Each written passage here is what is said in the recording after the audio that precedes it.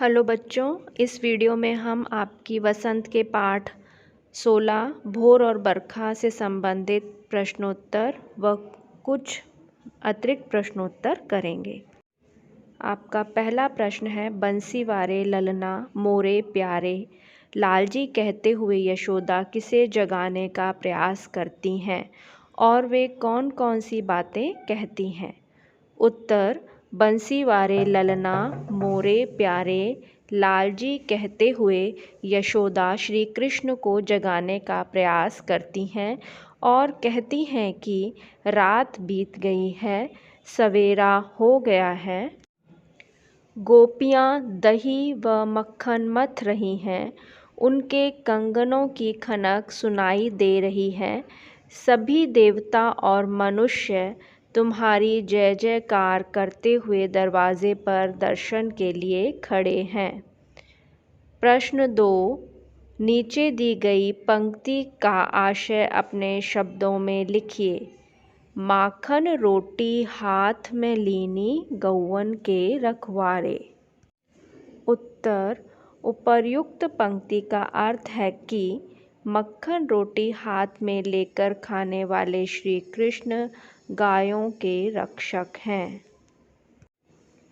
प्रश्न 3 है, पढ़े हुए पद के आधार पर ब्रज की भोर का वर्णन कीजिए।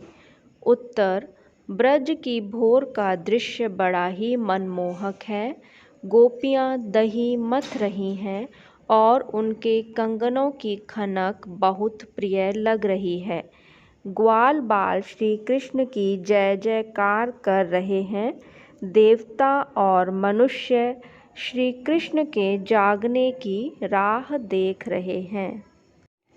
प्रश्न 4, मीरा को सावन मन भावन क्यों लगने लगा? उत्तर, मीरा को सावन मन भावन इसलिए लगने लगा क्योंकि उन्हें बारिश की बूंदों से श्री कृष्ण के आने का आभास हुआ। प्रश्न 5, पाठ के आधार पर सावन की विशेषताएं लिखिए। उत्तर, सावन के बादल चारों दिशाओं में उमड़ घुमड़ कर बरस रहे हैं। बिजली चमक रही है। बारिश की छोटी छोटी बूंदों से हवा शीतल हो गई है और सुहावनी लग रही है। अतिरिक्त प्रश्नोत्तर।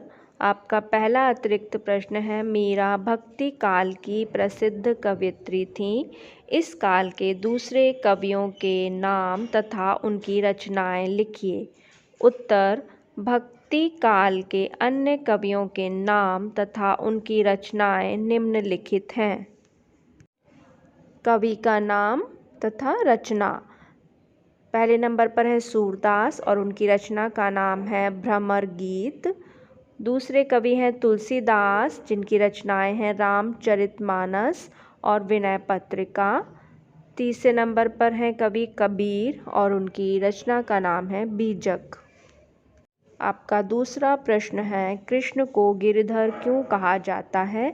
इसके पीछे कौन सी कथा है? उत्तर, गिरि का अर्थ पर्वत तथा धर का अर्थ है धारण करने वाला।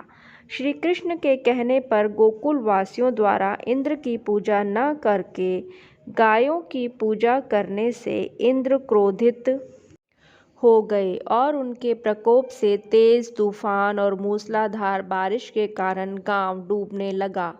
ऐसे में श्री कृष्ण ने गोवर्धन पर्वत को अपनी छोटी उंगली पर उठाया और उन्हें पर्वत के नीचे शरण दी। तब से उन्हें गिरधर कहा जाने लगा।